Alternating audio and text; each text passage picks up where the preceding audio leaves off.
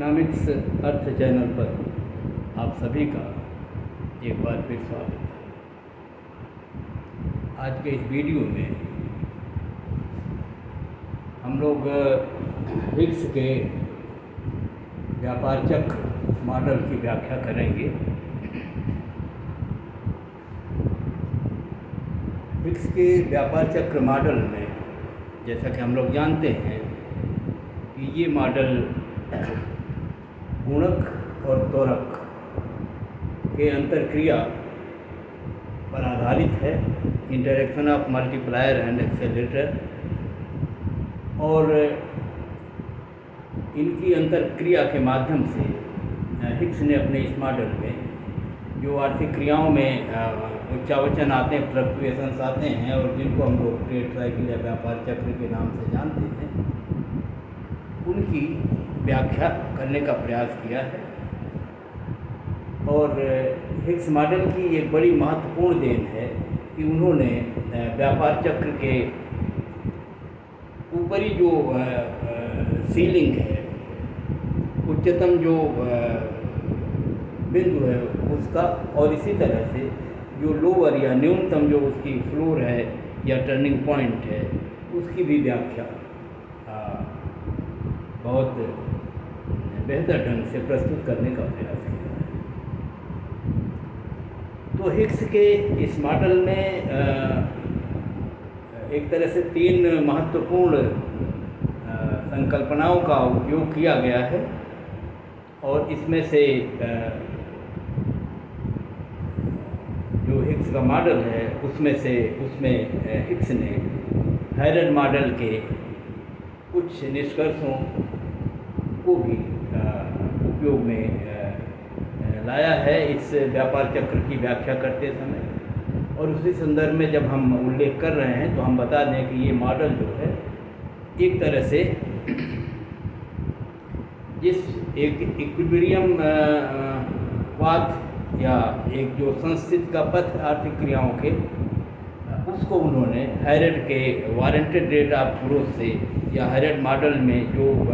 विकास की अभीष्ट दर है उससे एक तरह से संदर्भित किया है। और इस रूप में इस मॉडल का एक जो आधारभूत आप कह सकते हैं कि संस्थित की दर है, वो दर हैरड के उसी वारंटेड रेट ऑफ ग्रोथ के बराबर है, और जिसको हम जानते हैं कि जिस पर एक ऐसी दर जिस पर एक समय अवधि में निरंतर अर्थव्यवस्था की जो एक्चुअल सेविंग और एक्चुअल इन्वेस्टमेंट है, वास्तविक बचत और वास्तविक निवेश बराबर होते हैं, और अर्थव्यवस्था एक स्थिर दर से, स्टेडी रेट ऑफ ग्रोथ, स्थिर दर से निरंतर विकास के पथ पर अग्रसर होती रहती है। और यदि इस पर वो बनी रहती है तो कहते हैं अर्थव्यवस्था संस्थित में है और इसमें किसी तरह का उच्चावचन नहीं। तो जिस संस्थित दर की बात अपने मॉडल में हैरड ये हिग्स स्वीकार करते हैं, वो संस्थित दर हैरड के मॉडल के अभीष्ट दर के बराबर है, या अभीष्ट दर को इन्होंने संस्थित की दर कहा। दूसरे, इस मॉडल में निवेश के दो संकल्पनाओं का उपयोग किया गया है, और एक है ऑटोनोमस इन्वेस्टमेंट और दूसरा है इंड्यूस्ड इन्वेस्टमेंट। एक स्वायत्त निवेश है और एक प्रेरित निवेश है। स्वायत्त निवेश को जैसा कि हम जानते हैं, यह आर्थिक क्रियाओं या आय के स्तर या उत्पादन के स्तर से पूर्णतः स्वतंत्र होता है,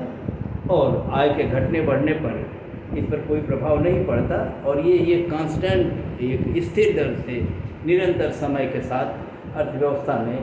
जो निवेश होता रहता है उसे हम स्वायत्त निवेश कहते हैं। दूसरा जो इंड्यूस्ड इन्वेस्टमेंट है, ये इंड्यूस्ड इन्वेस्टमेंट जो है वो पिछली वर्ष में आय में होने वाले वृद्धि और तत्जनित उपभोग में होने वाली वृद्धि या मांग में होने वाली वृद्धि पर निर्भर करता है, और इस रूप में पिछले वर्ष उपभोग में जितनी वृद्धि हुई या मांग में जितनी वृद्धि हुई है या आय में जितनी वृद्धि हुई है, उत्पादन में जो वृद्धि हुई है, उस वृद्धि के आकार पर निर्भर करेगा कि वर्तमान काल में निवेश कितना किया जाए। और जो भी निवेश किया जाता है और ये निवेश उपभोग या उत्पादन की वृद्धि पर निर्भर करता है। और इसीलिए कहा जाता है ये निवेश जो है अपने आप नहीं होता, ये तभी होता है जब उपभोग में वृद्धि होती है। उस उपभोग वृद्धि को पूरा करने के लिए अगले चरण में वस्तुओं को, सेवाओं को उत्पादन करने के लिए निवेश में वृद्धि की जाती है। ये इंड्यूस्ड इन्वेस्टमेंट। और इन्हीं से संदर्भित जो तीसरी जो अवधारणा का प्रयोग हिग्स के मॉडल में हुआ है वो है मल्टीप्लायर और एक्सेलरेटर। और जैसा कि हम जानते हैं कि मल्टीप्लायर जो है वो निर्भर करता है मार्जिनल प्रोपेंसिटी टू कंज्यूम पर या मार्जिनल प्रोपेंसिटी टू सेविंग पर। और इस रूप में उपभोग की सीमांत प्रवृत्ति के अनुरूप जब निवेश में वृद्धि होती है तो वो आय में वृद्धि करता है, मल्टीप्लायर गुणा। और इसी रूप में जब आय में वृद्धि होती है तो उस आय वृद्धि के कारण अगले चरण में जो प्रेरित निवेश में वृद्धि होती है, इस वृद्धि को हम लोग इंड्यूस्ड इन्वेस्टमेंट के रूप में जानते हैं। और ये इंड्यूस्ड इन्वेस्टमेंट जो है आय उपभोग वृद्धि का कई गुना होता है और निर्भर करता है कि कैपिटल आउटपुट रेशियो अर्थव्यवस्था में कितना है। और एक तरह से जो कैपिटल आउटपुट रेशियो होता है औसतन वही जो है मल्टीप्लाई ये एक्सेलरेटर का कोफिशिएंट होता है, अर्थात उतना गुना प्रेरित निवेश में वृद्धि होती है। तो इन संकल्पनाओं के आधार पर हिग्स ने अपने व्यापार चक्र को मॉडल को प्रस्तुत किया है। यहाँ पर अब हम उल्लेख कर दें कि ये जो हिग्स हैं इन्होंने जो आय और उपभोग का संबंध स्थापित किया है या दोनों में जो फलनात्मक संबंध है उसमें समय अंतराल का महत्व है या समय अंतराल को उन्होंने महत्व दिया है। और जैसा कि हमने देखा है कि यद्यपि हैरड मॉडल में हमने ये देखा है कि उस समय किसी समय का उपभोग उसी समय की आय का फलन होता है, लेकिन हिग्स मॉडल में इसको एक साल के गैप या एक साल के अंतराल के रूप में देखा गया है। और इस रूप में देखा गया है कि इस समय का जो उपभोग है वो पिछले एक वर्ष के आय अर्थात पिछले वर्ष की आय का फलन होता है और वो एक इसका निश्चित अंश होता है। और ये निश्चित अंश उपभोग की सीमांत प्रवृत्ति के रूप में होता है। और इस रूप में यहाँ पर CT अर्थात T समय का उपभोग जो है वो YT आय पर निर्भर नहीं करता बल्कि YT-1 अर्थात एक वर्ष पूर्व की आय का फलन होता है। और इस रूप में यदि हम यहाँ देखने का प्रयास करें, देखिए यहाँ लिखा वो CT जो है वो एक वर्ष पहले की आय था तो YT-1 पर निर्भर है और उसका एक अंश होता है। और जो अंश स्मॉल c से प्रदर्शित किया गया है और स्मॉल c का मान जो है आप जानते हैं कि 0 से अधिक होता है और 1 से कम होता है। और इस रूप में ये इस रूप में होगा वो 60% हो सकता है, 70% हो सकता है, 80% हो सकता है। इसी प्रकार से वो 0.8, 0.6, 0.7 इस रूप में ये होता है। अर्थात पिछले वर्ष की जितनी आय होगी उसका एक अंश जो है, एक अंश मतलब एक महत्वपूर्ण अंश, मतलब जैसे हम कह सकते हैं 80% या 70% या 60% जो है उपभोग पर खर्च होगा। और यहाँ पर इस तरह से समय अंतराल को देखा गया है और वर्तमान उपभोग को पिछले वर्ष की आय से संबंधित किया गया है। इसी तरह निवेश को जो निवेश होगा वो इस पर निर्भर करेगा कि पिछली वर्ष की आय में वृद्धि कितनी हुई है। और पिछली वर्ष की आय की जो वृद्धि होगी वो उसके और एक साल पहले की आय और उस साल की आय के अंतर के रूप में देखा जाएगा। अर्थात जो उपभोग होगा वो आय वृद्धि पर निर्भर करेगा। और उस आय वृद्धि को हम अगर उपभोग वृद्धि के परिणाम के रूप में देखें तो हम ये कह सकते हैं, ये देखिए YT जो है इस समय का जो निवेश है वो जो वर्तमान समय में उपभोग में परिवर्तन होता है डेल्टा CT उस पर निर्भर करता है। और जो डेल्टा CT है इसका मतलब है कि ये इस वर्ष की आय और पिछले वर्ष की उपभोग, इस वर्ष के उपभोग और पिछले वर्ष के उपभोग अर्थात CT-1 के अंतर पर निर्भर करेगा और इसका एक निश्चित गुना होगा और गुना उतना होगा जितना पूंजी उत्पादन पात या त्वरक का मान होगा या त्वरक का गुणांक होगा, जिसको हमने यहाँ v से दिखाया है। और v का मान जो है 1 से ज़्यादा होता है। सामान्य तौर पर हम जानते हैं कि जितना हमको उत्पादन करना होता है उसकी कई गुना पूंजी हमको विनियोजित करनी पड़ती है और इस प्रकार से ये v है। और इसी ct और ct-1 की जगह पर को यदि हम y के टर्म में ट्रांसफ़र करेंगे तो वर्तमान समय का उपभोग जो इसके 1 साल पहले की आय और 1 साल पहले का जो उपभोग है उसके और 1 साल पहले के आय अर्थात t-2 पर निर्भर करेगा। और इसको इस रूप में हम देख सकते हैं, ct की जगह पर cyt-1 लिख सकते हैं और ct-1 की जगह पर cyt-2 लिख सकते हैं और इन दोनों को ब्रैकेट में करके v से गुणा कर सकते हैं। और जब ये हम खोलेंगे इसको तो vc का यहाँ गुणा होगा, vc का यहाँ गुणा होगा। इसको इस रूप में लिख सकते हैं vc into yt-1 minus vc into yt-2। तो ये है हमारा इन्वेस्टमेंट, ये है हमारा कंजम्पशन और दोनों को जब जोड़ेंगे तो आय मिलेगी तो yt बराबर होगी ct माइनस it और दोनों को जोड़ेंगे तो ct की जगह पर ये लिख देंगे और it की जगह पर ये लिख देंगे और ये राशि हमको मिलेगी। और यहाँ पर c है, इनमें भी c है, इनमें भी c है, हम लोग कॉमन ले सकते हैं, लेकिन यहाँ t-1 है, यहाँ t-2 है, इस नाते इन दोनों को कॉमन लें तो इसको लिखा जा सकता है 1 minus v c yt-1 minus vc yt-2। और हम लोग जानते हैं कि c जो है यहाँ मार्जिनल प्रोफेसिव टू कंज्यूम है और v जो है ये कैपिटल आउटपुट रेशियो हो या एक्सेलरेशन कोफिशिएंट है, त्वरक का गुणांक। और इस रूप में देखा जा सकता है कि हिग्स के मॉडल में आय जो है वो इन 3 तत्वों का फलन होगी, 3 तत्वों पर निर्भर होगी। और उस रूप में 3 क्या ये 4 हो जाएंगी। देखिए ये है, एक 2 है yt-1 अर्थात पिछले वर्ष की आय और दूसरा है yt-2 2 साल पूर्व की आय और c जो है ये प्रोपेंसिटी टू कंज्यूम है, उपभोग की सीमांत प्रवृत्ति है। और ये जो v है ये एक्सेलरेशन कोफिशिएंट गुणक त्वरक गुणांक है या जिसको हम सरल शब्दों में कह सकते हैं ये कैपिटल आउटपुट रेशियो है। और इन्हीं पर हमारा ये निर्भर करेगा और हम लोग जानते हैं कि v जो है यही एक्सेलरेशन कोफिशिएंट है और c जो है वो गुणक के मान को निर्धारित करती है। हम लोग जानते हैं कि गुणक का मान के बराबर होता है 1/1 माइनस c। और इस रूप में c गुणक होगा, v जो है ये त्वरक होगा और ये जो पिछले वर्ष की आय और पिछले 2 वर्ष की आय और ये सब मिल करके जो जिस आय को निर्धारित करेंगे उस आय का जो पथ होगा वो मुख्य तौर पर इन्हीं तत्वों पर निर्भर करेगा। और ये विभिन्न तत्वों का जो सम्मिलित होगा परिणाम वो ट्रेड साइकिल के रूप में हमारे सामने परिलक्षित होगा और जिसकी व्याख्या अब हम इस रूप में इसको कर सकते हैं। तो इस रूप में जो हिग्स का मॉडल है उस हिग्स के मॉडल में गुणक त्वरक की जो अंतरक्रिया है उस इंटरैक्शन के माध्यम से किस प्रकार से निवेश में वृद्धि होती है, किस प्रकार जब निवेश में वृद्धि होती है तो जो भी उपभोग की सीमांत प्रवृत्ति जुड़ी है और जो भी गुणक का मान है उसके माध्यम से आय में वृद्धि होती है और जब आय में वृद्धि होती है तो उपभोग बढ़ता है और जब उपभोग बढ़ता है तो उपभोग को पूरा करने के लिए अगले चरण में निवेश या प्रेरित निवेश बढ़ता है और जितना प्रेरित निवेश बढ़ता है उसके कारण अगले चरण में फिर आय बढ़ती है, गुणक गुना बढ़ती है और जब आय गुणक गुना बढ़ती है तो इस बढ़े हुई आय के कारण जो पुनः जो है उपभोग में वृद्धि होती है और पुनः प्रेरित निवेश में वृद्धि होती है और ये प्रक्रिया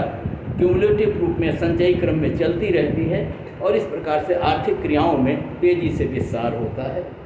और ये विस्तार का जो पथ है वो कहीं जाके अवरुद्ध होता है, रुकता है और उसी की व्याख्या जो है हिग्स ने अपने इस मॉडल में प्रस्तुत करने का प्रयास किया है। तो हम समय क्योंकि हमारे पास कम है इसलिए हम चित्रों के साथ साथ इसकी सैद्धांतिक व्याख्या भी करते जाएंगे और उसको चित्र के माध्यम से हम उसे प्रस्तुत समझाते भी जाएंगे। हमने यहाँ एक चित्र बनाया हुआ है और चित्र में जो वर्टिकल एक्सिस है, वाई अक्ष है, उस पर जो है हमने आर्थिक क्रियाओं को प्रदर्शित किया है, या जिसको हम कह सकते हैं, जिस पर हमने उत्पादन और निवेश, आउटपुट और इन्वेस्टमेंट को दिखाने का प्रयास किया है। और जो नीचे का एक्स एक्सिस है वो समय पथ है, और जिस पर हमने टाइम को दिखाने का प्रयास किया है कि समय के साथ साथ आर्थिक क्रियाओं में किस तरह का परिवर्तन होता है, कुल उत्पादन किस तरह से बढ़ता है, निवेश और इंड्यूस्ड जो इन्वेस्टमेंट है और जो स्वायत्त निवेश है, इनमें किस तरह का परिवर्तन होता है और किस प्रकार से ये आय को घटाती बढ़ाती हैं और किस प्रकार से व्यापार चक्रों का उदय होता है। तो उस क्रम में जब हम देखेंगे तो हमने कहा कि हिग्स के मॉडल में एक स्वायत्त निवेश है जो निरंतर समय के साथ एक स्थिर दर से होता रहता है। इसका अर्थ ये हुआ कि स्वायत्त निवेश अगर एक स्थिर दर से बढ़ता है तो ये वक्र जो है स्वायत्त निवेश को दिखाने वाला वक्र जो है, क्योंकि उसकी दर कांस्टेंट है, इस नाते एक सरल रेखा के रूप में धीरे धीरे ऊपर उठते हुआ होगा समय के साथ। और इस स्वायत्त निवेश की स्थिति को इस ए वक्र द्वारा या ए वक्र द्वारा हम यहाँ अगर यहाँ ए लिख दें तो भी कह सकते हैं, और केवल ए लिखें तो भी हम कह सकते हैं। ये ए डैश है, ये एल है, ये ई है और ये ई एफ। तो ए वक्र जो है ये स्वायत्त निवेश का वक्र है जो एक स्थिर दर से अर्थव्यवस्था में समय के साथ बना रहता है। और ये निवेश आय से अप्रभावित होता है, अर्थात आय चाहे घटे चाहे बढ़े, आय का स्तर, उपभोग का स्तर, निवेश का स्तर, जो कुछ भी होगा, ये निवेश निरंतर अर्थव्यवस्था में बना रहेगा। दूसरा जो है, जब ये निवेश होगा तो इस निवेश के कारण जो अर्थव्यवस्था में आय सृजित होगी और इस दिए हुए ऑटोनमस इन्वेस्टमेंट पर एक संस्थित दर होगी जिस पर अर्थव्यवस्था निरंतर संतुलन में बनी रहेगी। और इस दर पर या संस्थित दर पर वास्तविक निवेश और वास्तविक बचत बराबर होगी, और ये दर वैसे ही होगी जैसे हैरेड के मॉडल में वारंटेड ग्रोथ है, विकास की अभीष्ट दर है, और जो उस मॉडल में संस्थित की दर थी जिस पर अर्थव्यवस्था एक निश्चित दर से निरंतर समय के साथ बढ़ती जा रही थी। और उस दर को इस मॉडल में, इस स्टेट साइकिल में मॉडल में ई वक्र या ई रेखा द्वारा प्रदर्शित किया गया है, जिस पर एक स्थिर दर से अर्थव्यवस्था संतुलन में निरंतर समय के साथ बनी है। यहाँ पर दो और रेखाओं का उपयोग हुआ है। एक है एफ, जो बाद में हम इसकी व्याख्या कर सकते हैं। यहाँ पर इतना आपको बता दें कि ये अपर लिमिट है आर्थिक क्रियाओं के विकास की, जो फुल एम्प्लॉयमेंट लेवल से संबंधित है, इस नाते उसको एफ लिखा गया है। फुल एम्प्लॉयमेंट का मतलब हुआ कि अर्थव्यवस्था में जितने प्राकृतिक संसाधन हैं, जितने मानवीय संसाधन हैं, इन सब का उपयोग हो चुका है, हो गया है, या इस रूप में हम कह सकते हैं जितना टेक्नोलॉजिकल प्रोग्रेस कर सकते हैं हम, उस टेक्नोलॉजिकल प्रोग्रेस को भी हम पूरा कर चुके हैं। जितनी जनसंख्या में वृद्धि हो सकती है उतनी हो चुकी है, अर्थात जो अधिकतम जनसंख्या में वृद्धि हो सकती है, मानवीय पूंजी में वृद्धि हो सकती है, जो टेक्नोलॉजी में परिवर्तन वृद्धि हो सकती है, सुधार हो सकता है, और जो कुछ आप कह सकते हैं कि मानवीय पूंजी या प्राकृतिक संसाधन उनका सदुपयोग हो जाए, पूर्ण उपयोग हो जाए, उस स्थिति में विकास की जो अधिकतम दर प्राप्त हो सकती है, उस सीमा को इस लाइन एफ से दिखाया गया है। और ये वही रेट ऑफ ग्रोथ है जो हैरेड मॉडल में नेचुरल रेट ऑफ ग्रोथ है, विकास की प्राकृतिक दर है, जिसको हम इसके पहले पढ़ आए हैं। और इसी हमारे चैनल पर हैरेड मॉडल पर एक वीडियो है जहाँ से आप उसको और विस्तार से देख सकते हैं। तो और इसी तरह से एक लोअर लिमिट है, लोअर फ्लोर है, जिसमें आर्थिक क्रियाएं उस फ्लोर से नीचे नहीं जा सकती। और इसकी व्याख्या अभी हम चित्र में जब उस स्थान पर पहुंचेंगे तब अच्छी तरह से व्याख्या करेंगे। तो इस तरह से ये चार लाइनें हैं। एक उच्चतम सीमा है, एक न्यूनतम तल है आर्थिक विकास का जिसके नीचे अर्थव्यवस्था जा नहीं सकती, एक संतुलन या संस्थित की दर है एफ, और एक ऑटोनमस इन्वेस्टमेंट से संबंधित जो है जो ऑटोनमस इन्वेस्टमेंट की जो आप कह सकते हैं कि क्रियाविधि को प्रदर्शित करता है, वो लाइन है ए। और हेरल्ड कहते हैं कि जो संस्थित की विकास दर है, संस्थित दर है, उसी के आसपास अर्थव्यवस्था घूमती रहती है, कभी उससे ऊपर और कभी उससे नीचे, और इस प्रकार से व्यापार चक्रों का उदय होता है। अब हम ये देखने का प्रयास करेंगे कि ये जो गुणक और त्वरक की क्रियाविधि है, उसके माध्यम से किस तरह से अर्थव्यवस्थाओं में उतार चढ़ाव होते हैं, और उसके लिए हमको कहीं एक बिंदु से प्रारंभ करना होगा। हम उसको संस्थिति के एक बिंदु से प्रारंभ करते हैं, और हेरल्ड ने, हिग्स ने ये देखा कि कहीं से हमको इसको व्यापार चक्र को शुरुआत करना होगा, तो क्यों ना संस्थित के जो स्थिति है उसी से कहीं एक जगह से इसकी प्रारंभ किया जाए, और ये देखने का हम प्रयास करें कि अर्थव्यवस्था में किस प्रकार से आर्थिक क्रियाओं में उतार चढ़ाव आएंगे। और इस स्थिति को हम अपने इस चित्र में P0 से प्रारंभ करते हैं। ये बिंदु है जो हमारी ई रेखा पर है, और संस्थित बिंदु पर उन्होंने ये कहा कि मान लीजिए किसी एक्सोजेनस कारण से, एक्सोजेनस कारण का मतलब वो कारण इस मॉडल में जो प्रयुक्त हमारे तमाम चर हैं उनसे अतिरिक्त है, और उनसे अलग का मतलब जैसे वो कहते हैं कि मान लीजिए कोई इनोवेशन, कोई आविष्कार हो, और आविष्कार करने के लिए हमको बहुत अधिक जो है निवेश करने की ज़रूरत पड़े, और ये अतिरिक्त निवेश हो जाए, तो किन्हीं भी कारणों से अगर अतिरिक्त निवेश होता है, गवर्नमेंट एक्सपेंडिचर बढ़ाया जा सकता है, कारण जो भी हो उसके पीछे। हम कह रहे हैं कि अगर इनोवेशन के संदर्भ में कोई मान लीजिए निवेश, अतिरिक्त निवेश होता है जो इस ऑटोनोमस से अधिक है, इससे अतिरिक्त है, वो ऐसी स्थिति में वो कहते हैं कि जब ये अतिरिक्त निवेश होगा तो इस अतिरिक्त निवेश के कारण अगले चरण में उत्पादन में वृद्धि होगी। टाइम लैग्ड होता है, एक वर्ष का अंतराल होता है, तो इस रूप में जब हम देखते हैं कि जब ये निवेश होगा तो इस निवेश के कारण उत्पादन में वृद्धि होगी, आय में वृद्धि होगी, और जब आय में वृद्धि होगी तो कई गुना वृद्धि होगी।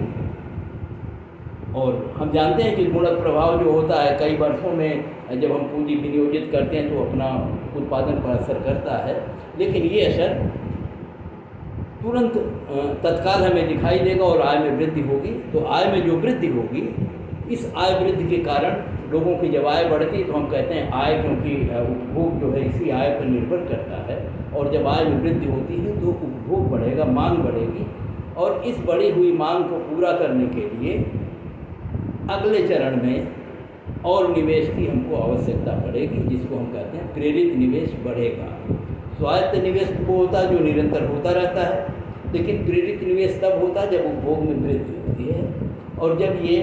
इस अतिरिक्त निवेश जो इनोवेशन के कारण हुआ है उसके कारण जब आय में वृद्धि होगी तो आय वृद्धि के कारण उपभोग बढ़ेगा, और बड़े उपभोग को पूरा करने के लिए निवेश, प्रेरित निवेश में वृद्धि होगी, और प्रेरित निवेश में वृद्धि जो होगी वो इस उपभोग वृद्धि की कई गुना होगी।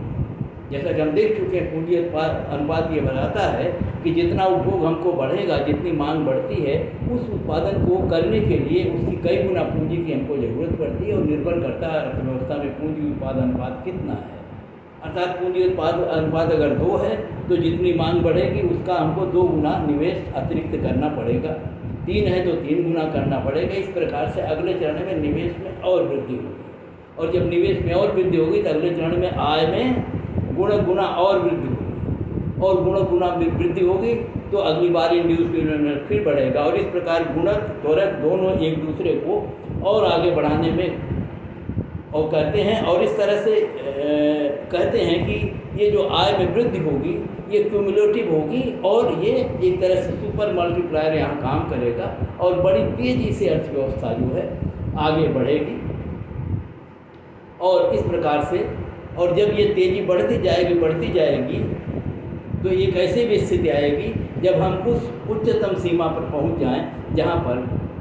जो नेचुरल रेट ऑफ ग्रोथ है, जहां पर जनसंख्या की वृद्धि, जहां पर टेक्नोलॉजिकल प्रोग्रेस, और जहां पर अन्य मानवीय पूंजी के पूर्ण विदोहन की स्थितियां आ जाएं, और अब इसके आगे उत्पादन बढ़ाना असंभव हो, तो वैसे स्थिति में यहाँ पर हम मान लीजिए ये बिंदु P1 है, वहाँ तक पहुँच जाए। और कई बार ऐसा भी होगा कि उस बिंदु पर पहुंचने के पहले ही अर्थव्यवस्था में कुछ ऐसी स्थितियां उत्पन्न हो जाएं कि हमारी आर्थिक क्रियाएं जो है वो कंट्रैक्शन या संकुचन की ओर आने लगे, अर्थात अर्थव्यवस्था के में जो उत्पादन और इसमें तेज़ी से वृद्धि हो रही थी वो एकाएक रुके और अर्थव्यवस्था पुनः नीचे की ओर या उत्पादन में गिरावट आ जाए। ऐसा भी हो सकता है। लेकिन अगर अर्थव्यवस्था अपनी पूर्ण क्षमता के साथ विकास करती चली जाती है तो वो उच्चतम सीमा तक पहुँचेगी। और उसके बाद अब जब उच्चतम सीमा पर पहुँचेगी तो क्योंकि अर्थव्यवस्था में अब उत्पादन को और बढ़ाया नहीं जा सकता, अभी की जो गति थी वो देख रहे हैं कि आप ऐसे बढ़ती जा रही है, अगर ये सीलिंग आ गई तो इसी गति से अगर बढ़ती तो ये बढ़ती चली जाती, और अगर इस गति से बढ़ती तो वो आय के वृद्धि की दर बहुत तीव्र होती, अर्थात कुल उत्पादन में बहुत तीव्र गति से वृद्धि होती। लेकिन अगर हम इस पे न बढ़ पाएँ और अगर इस पे जाएँ तो इसका मतलब आय वृद्धि की दर अब धीमी हो गई पहले से, तो आय की वृद्धि अब उतनी तेज़ी से नहीं हो जाएगी, लेकिन तुरंत गिरेगी भी नहीं। गिरेगी इसलिए नहीं कि टाइम लैग्ड है, पीछे जो निवेश हुआ है तेज़ी से और अब आगे जाके वो उतनी तेज़ी से नहीं बढ़ पाता है, और पिछले जो निवेश हुए हैं इनका उत्पादन पर अगले वर्षों में भी सकारात्मक प्रभाव होता है, अर्थात उत्पादन को बढ़ाने वाला होता है। इसलिए जो निवेश ऊपर जाके रुकेगा, लेकिन जो पीछे के जो निवेश हुए हैं जिनको हम कहते हैं कि अर्थव्यवस्था में जो है वो अनयूज्ड कैपेसिटी है अभी, अर्थात अर्थव्यवस्था में एक्सेस कैपेसिटी है, पीछे ज़्यादा निवेश हो चुका है और उस पीछे वाले निवेश के कारण अर्थव्यवस्था जो है वो सीलिंग पर बढ़ेगी, अर्थात ये जो फुल एम्प्लॉयमेंट की सीलिंग है उस पर कुछ देर तक सरकेगी, जब तक कि वो पीछे का जो अतिरिक्त क्षमता अर्थव्यवस्था में उत्पादन की अतिरिक्त क्षमता विद्यमान है, जो पीछे के निवेश हुए हैं उनके आगे उत्पादन पर जो असर पड़ते हैं वो उत्पादन को उस सीलिंग पर कुछ देर तक ले चलेंगे। लेकिन जैसे ही ये एक्सेस कैपेसिटी ख़त्म होगी तैसे अर्थव्यवस्था में उत्पादन में गिरावट शुरू हो जाएगी। गिरावट इसलिए शुरू हुई क्योंकि पीछे जिस गति से अर्थव्यवस्था बढ़ी थी, जिस गति से निवेश बढ़ा था, जिस गति से मांग बढ़ी थी, अब वो रुक जाएगी। और जब वो रुकेगी तो इसका मतलब है कि अब मांग में वृद्धियाँ कम हो जाएंगी धीरे धीरे, इस नाते वो उत्पादन को गिराएंगी और अर्थव्यवस्था अब नीचे की ओर, अर्थात उत्पादन अब घटना शुरू हो जाएगा। कुछ देर सीलिंग पर चलने के बाद हमारे चित्र में P1 से P2 तक हम मान सकते हैं कि वो उस पर सरकेगी, लेकिन अंततः जो है ये गिरेगी। तो अब ये जो फेज यहाँ से यहाँ तक का फेज है जिसको हम बूम कहते हैं या प्रॉस्पेरिटी कहते हैं, जिसको हम समृद्धि कहते हैं, तो ये उच्चतम सीमा तक जाएगा पीक पॉइंट तक, और ये पीक पॉइंट उस नेचुरल रेट ऑफ ग्रोथ पर होगा। अर्थव्यवस्था कुछ देर तक उस उच्चतम सीमा पर फुल एम्प्लॉयमेंट लेवल पर या विकास के प्राकृतिक दर पर रेंग सकती है, क्रीप करेगी और उसके बाद ये नीचे गिरेगी। अब यहाँ से देखिए, जब ये ऊपर जा रही थी अर्थव्यवस्था तो बड़ी तीव्र गति से बढ़ रही थी, और तीव्र गति से बढ़ने का कारण ये था कि त्वरक और गुणक दोनों अपनी पूर्ण क्षमता के साथ काम कर रहे थे। गुणक आय को बढ़ा रहा था और त्वरक जो है वो निवेश वृद्धि के माध्यम से त्वरक आय को और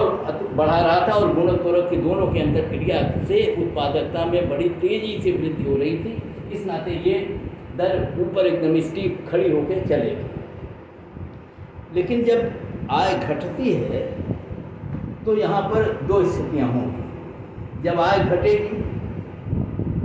तो इस आय के घटने के कारण उपभोग घटेगा। उपभोग घटेगा तो अब ये हो सकता है कि उपभोग घटे तो निवेश भी घटे और उसका कई गुना घटे, जैसे उत्पादन के बढ़ती हुई क्रिया में काम कर रहा था। लेकिन अब की बार अंतर ये होगा कि एक्सेलरेटर जो है पूरी क्षमता से काम नहीं करेगा। पूरी क्षमता से इसलिए काम नहीं करेगा कि मान लीजिए निवेश गिरता है और निवेश गिरने के कारण अगर हम पूंजी उत्पाद अनुपात को कहें कि 3 है, तो उपभोग गिरता है तो आय गिरने के कारण उपभोग गिरता है, और जितना उपभोग गिरता है उसका 3 गुनी पूंजी अगर उत्पादन प्रक्रिया से बाहर निकालनी हो, क्योंकि जब उत्पादन गिरेगा तो पूंजी जो है वो निकाली जाएगी, जब उत्पादन बढ़ता है तो पूंजी विनियोजित की जाएगी। तो जब उत्पादन गिरेगा, मांग गिरेगी, और मांग गिरने से निवेश या प्रेरित निवेश जो धनात्मक रूप में बढ़ता था इसके अपस्विंग में, वो अब ऋणात्मक हो जाएगा। लेकिन पूंजी को हम 3 गुना या उतना नहीं निकाल सकते। क्यों? क्योंकि पूंजी में जो स्थिर पूंजी है, उस स्थिर पूंजी को हम उत्पादन प्रक्रिया से नहीं निकाल सकते। आप कर कितना सकते हैं? जितनी पूंजी जो डिप्रेसिएशन होता है, घिसावट होती है, अर्थात उत्पादन प्रक्रिया में जो पूंजी के मूल्य में ह्रास होता है, जब उत्पादन तेजी से बढ़ रहा था उस स्थिति में उस ह्रास को पूरा करने के लिए हम पूंजी विनियोजित करते हैं। लेकिन अब जो ह्रास होगा, तो क्योंकि अब हमको पूंजी निकालनी है, इस नाते जितना डिप्रेसिएशन हो जाएगा उतनी पूंजी तो निकल गई, लेकिन हमको इससे और अधिक पूंजी निकालना है। लेकिन इससे और अधिक पूंजी हम निकाल नहीं सकते, क्योंकि फिक्स कैपिटल को हम उत्पादन प्रक्रिया से बाहर नहीं निकाल सकते। इसका अर्थ ये हुआ कि ये जो डाउन स्विंग है, जो उत्पादन की गिरने की गति है, जो अवनति की स्थिति है, उस स्थिति में जब उपभोग में कमी होती है, आय में कमी होने के कारण, वैसी स्थिति में गुणक जो त्वरक की क्रियाविधि है वो पूरी क्षमता से काम नहीं करेगी, और जितना गुना उपभोग की कमी के कारण उसके जितनी गुनी पूंजी हमको निकालना था उत्पादन प्रक्रिया से, वो हम निकाल नहीं पाएंगे। हम केवल उतनी ही पूंजी निकाल पाएंगे जितनी पूंजी डिप्रेसिएट होती है, जितनी पूंजी उत्पादन प्रक्रिया के दौरान नष्ट होती है। इससे पूंजी को हम निकाल नहीं सकते। इसलिए जो उत्पादन में गिरावट होगी, उस गिरावट की गति जो है वो धीमी है। पहले वाले अपस्विंग में ये बड़ी तीव्र गति थी, क्योंकि त्वरक जो है अपनी पूर्ण क्रियाशीलता के साथ धनात्मक रूप में काम कर रहा था। अब की बार ये कम क्षमता से काम करेगा, और केवल उतनी ही पूंजी घटाई जा सकती है जितनी पूंजी जो है वो डिप्रेसिएशन के माध्यम से होती है। तो वैसी स्थिति में अब जो उत्पादन के गिरने की गति होगी वो धीमी होगी। यहाँ चित्र में दिखाइए, ये P2 से Q1 पर गई, तो अगर पूर्ण क्षमता के साथ काम करता है इस डाउन स्विंग में भी एक्सेलरेटर, तो ये गति बड़ी धीमी तेज़ी से घटती, और तेज़ी से जो गिरती तो आय के गिरने की गति ये होती P2 Q1 Q2, इस तरह से बड़ी तीव्र गति से गिरती। लेकिन ऐसे नहीं गिरेगी। अब की बार उत्पादन के गिरने की गति जो है धीमी होगी, और उसकी गति P2 Q1 Q3 इस रूप में होगी, जो गति धीमे धीमे धीमे धीमे गिरेगी। और इस प्रकार से ये निरंतर नीचे गिरती जाएगी, और निरंतर नीचे गिरती जाएगी। तो यहाँ पर इक्विलिब्रियम को पॉइंट आएगा, लेकिन उस इक्विलिब्रियम पॉइंट पर रुकेगी नहीं, वो उसके नीचे भी निरंतर गिरती चली जाएगी, और इस रूप में ये गिरते गिरते इस लोअर लिमिट पर आएगी। लोअर लिमिट वो लिमिट है जो ऑटोनमस इन्वेस्टमेंट माइनस जो डिप्रेसिएशन है कैपिटल का, उसमें घटाने के बाद जो स्थिति आती है उसके कारण उत्पादन गिरता है। एक ऐसी स्थिति आएगी कि जब डिप्रेसिएशन की राशि बहुत ज़्यादा हो जाएगी, और वो डिप्रेसिएशन की राशि जो है वो ऑटोनमस इन्वेस्टमेंट वाली राशि से भी ज़्यादा हो जाएगी। वैसी स्थिति में अब अर्थव्यवस्था में कुछ निवेश करने की ज़रूरत अतिरिक्त पड़ेगी, क्योंकि ऑटोनमस इन्वेस्टमेंट कम हो जाएगा और डिप्रेसिएशन उससे ज़्यादा हो जाएगा। ऐसी स्थिति में अब अतिरिक्त निवेश करने की आवश्यकता पड़ेगी, और जैसे ही अतिरिक्त निवेश होगा तैसे इस न्यूनतम बिंदु से अर्थव्यवस्था जो है आगे ऊपर की ओर बढ़ने लगेगी, क्योंकि जब निवेश धनात्मक होगा तो धनात्मक निवेश के कारण उत्पादन में फिर वृद्धि प्रारंभ होगी, और जैसे ही उत्पादन में एक बार वृद्धि प्रारंभ होगी वैसे ही एक्सेलरेटर और मल्टीप्लायर फिर दोनों उसी तरह से काम करने लगेंगे जैसे इस अपस्विंग वाली स्थिति में काम कर रहे थे। और यहीं P3 के बाद से यहाँ भी लोअर लिमिट पर कुछ देर अर्थव्यवस्था क्रीप कर सकती है, चल सकती है, लेकिन उसके बाद जो है अर्थव्यवस्था तेज़ी से ऊपर की ओर बढ़ेगी जैसे ही धनात्मक निवेश होगा। और ये धनात्मक निवेश तभी होगा जब डिप्रेशंस की राशि ऑटोनमस इन्वेस्टमेंट से ज़्यादा हो जाएगी, और ऐसी स्थिति में अतिरिक्त निवेश की जरूरत पड़ेगी। और जब अतिरिक्त निवेश होंगे तो अर्थव्यवस्था पुनः गुणक और त्वरक की अंतर्क्रिया पुनः अपनी फील्ड कैपेसिटी से काम करेगा और अर्थव्यवस्था में तेज़ी से विस्तार होगा और ये रिकवरी की स्थितियाँ आ जाएंगी पुनरुद्धार की। तो इस प्रकार से ये टर्निंग पॉइंट हो गए, एक न्यूनतम एक उच्चतम। और ये यहाँ पर एक पॉइंट और हम बता रहे थे आपको यहाँ से कि कई बार हम स्थूल सीमा तक जब नहीं जा पाते हैं,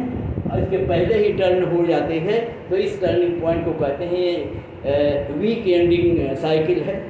ये कमज़ोर अंत वाला वक्र ट्रेड साइकिल है। और जब हम ऊपरी सीमा तक पहुँचते हैं तो हम कहते हैं ये स्ट्रांग एंडिंग वाला है। और इसको और दो नामों से हम पुकारते हैं, इसको फ्री साइकिल कहते हैं, स्वतंत्र चक्र है, और इसको कहते हैं कॉन्स्टेंट साइकिल, ये प्रतिबंधित चक्र है।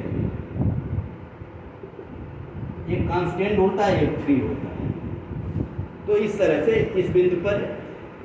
फ्री अगर इस बिंदु के पहले मुड़ता है, मोड़ बिंदु आता है, तो इसको हम कहते हैं ये स्वतंत्र चक्र है। और अगर ऊपरी सीमा तक जाता है तो हम इसको कहते हैं ये प्रतिबंधित चक्र है। और इस प्रकार से हम इसको चित्रों के माध्यम से आपको दिखाने का प्रयास किया और कारण भी बताने का प्रयास किया कि ऐसा क्यों होता है। तो हिग्स के इस मॉडल में लोअर और अपर दोनों टर्निंग पॉइंट की एक तरह से अच्छी व्याख्या की गई है। और इस व्याख्या को करते समय उन्होंने ऊपरी सीमा में आपने देखा कि हैरड मॉडल के प्राकृतिक दर जो विकास की उसका उपयोग किया, और न्यूनतम सीमा के संदर्भ में जो उन्होंने उपयोग किया है वो ये है कि डिप्रेसिएशन और ऑटोनमस इन्वेस्टमेंट के माध्यम से जो न्यूनतम लोअर लिमिट निर्धारित हुई है, उस लोअर लिमिट के नीचे अर्थव्यवस्था नहीं जाती, क्योंकि जैसे ही ये स्थितियाँ आती हैं वैसे ही अतिरिक्त निवेश की, धनात्मक निवेश की आवश्यकता पड़ती है। और जैसे ये धनात्मक निवेश होता है तैसे अर्थव्यवस्था में पुनः पुनरुद्धार की स्थितियाँ, रिकवरी की स्थितियाँ होती हैं और अर्थव्यवस्था तेज़ी से इक्विलिब्रियम की ओर बढ़ने लगती है। और इस प्रकार से इन्होंने, हिग्स ने अपने इस मॉडल में व्यापार चक्र के इन चारों अवस्थाओं, यहाँ से यहाँ तक प्रॉस्पेरिटी और यहाँ से यहाँ तक रिसेशन, इसके नीचे डिप्रेशन और इसके बाद फिर रिकवरी, ये चारों स्थितियों की व्याख्या अपने मॉडल में इन्होंने की। और एक बात यहाँ और बता दें कि इस पूरे प्रक्रिया में या इस पूरी समय अवधि में हिग्स ने और एक मान्यता मानी थी कि मार्जिनल प्रोपेंसिटी टू कंज्यूम और जो कोफिशिएंट है एक्सेलरेटर का, जिसको हम पूंजी उत्पादन अनुपात कहते हैं, ये पूरी प्रक्रिया में स्थिर रहता है, कांस्टेंट रहता है। और इसके पीछे हो सकता है कि ये, और सामान्य तौर पर विकसित देशों के संदर्भ में ये मॉडल था और विकसित देशों में लॉन्ग टर्म में ये स्थिर रहते हैं। और